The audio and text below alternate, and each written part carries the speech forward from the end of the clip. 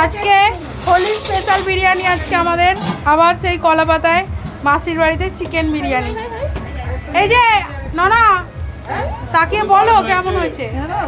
ভালো হয়েছে বাবাই, কেমন হয়েছে?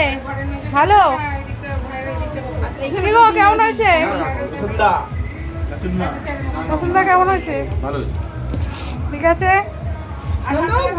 কেমন হয়েছে হোলি স্পেশাল বিরিয়ানি?